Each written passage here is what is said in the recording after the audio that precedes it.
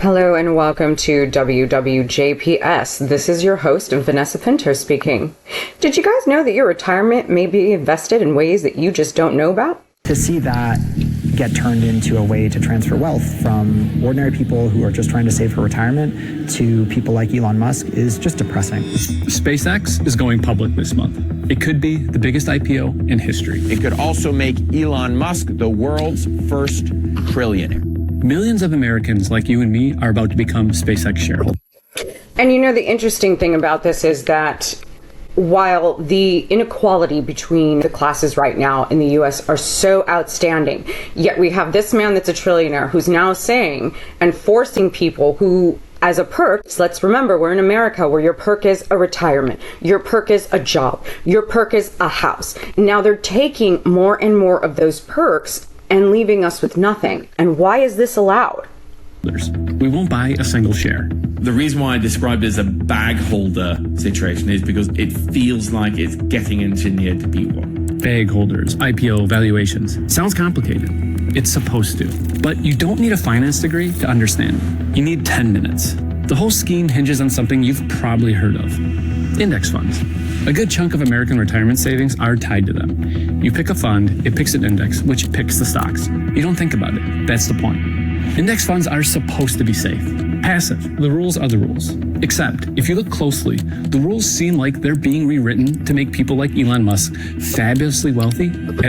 And if you look at the fact that Elon Musk essentially paid to become the president of the United States again, while his baby mama drama, Elon Musk's that is alerting us to the fact that that entire election may have been a fraud. So now we've got the fact that not just Elon Musk, but all of the fucking broligarchs are in on this. We got Zuckerberg, we got Bezos, we've got this one, we've got Altman, we've got Alex Karp, those names that haunt me in my sleep.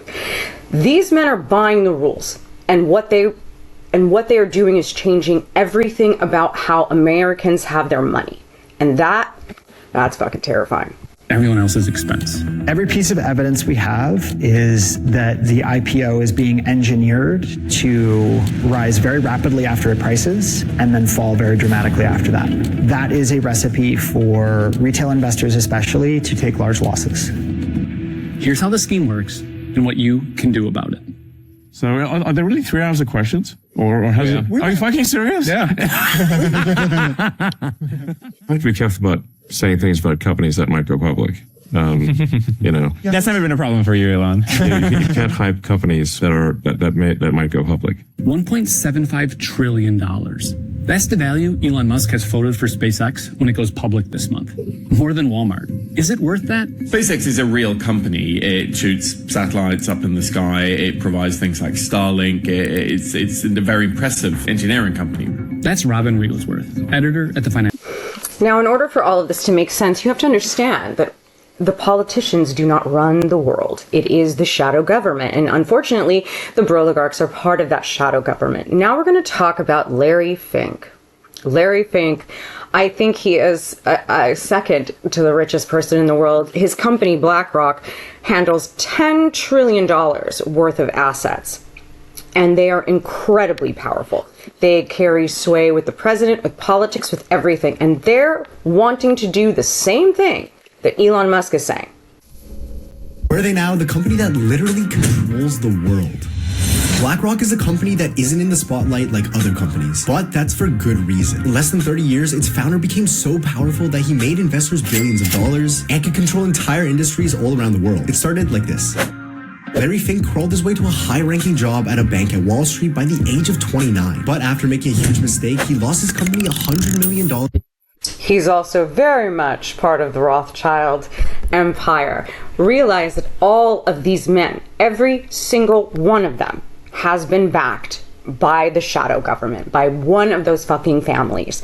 And this man was definitely picked for that, right? And was fired. Although this wouldn't stop him. With the help of a college friend, he started an investment company called BlackRock. Fast forward to today, BlackRock manages over $10 trillion in assets, owns most of the major banks, pharmaceutical companies, and even mainstream medias. This level of control raises important questions about the power and influence that this single company has on our lives.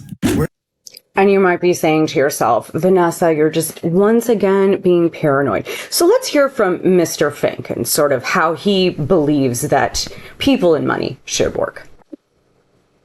We are forcing behaviors. If you don't achieve these levels of impact, your compensation could be impacted, okay? You have to force behaviors. And if you don't force behaviors, whether it's gender or race or just any way you want to say the composition.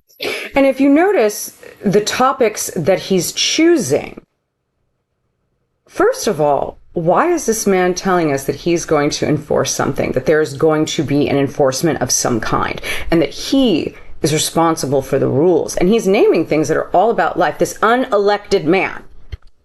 Position of your team, you're going to be impacted. And ultimately, it's still going to take time, but I am just as much shocked as Ken is that we have not seen more opportunities. We're going to have to force change. How do you force change, though? How do you do something more radical? Have you thought about that? Has the board of American Express thought about more radical things we could do to enhance diversity and inclusion? Every citizen of the firm has to understand what is acceptable behaviors and what are unacceptable behaviors. If we are not a mirror of who our clients are, we're going to fail. You have to force behaviors. Right? So now we've got all of these fucking IPOs from SpaceX to OpenAI to Anthropic that are about to hit the stocks. We've got people's retirement and index funds who are going to be used for this. Bottom line, because you don't choose the stocks. It's a thing that you don't even think about, as they have said. But now let's look at all the data centers, right, that keep coming up. And they keep saying that they're worried that people could become violent. And that's why Palantir has a job, right? Alex Karp and Sam Altman and Peter Thiel remind us all the time that for some reason, Americans will be hostile and there will be this need to protect their investments. Funny, no other company has ever felt that way. Slavery, right? Aren't we against slavery? We were. How do we do that? But that doesn't seem to be Larry Fink's main concern. His main concern is how do we protect our investment, this infrastructure, these buildings, these data centers.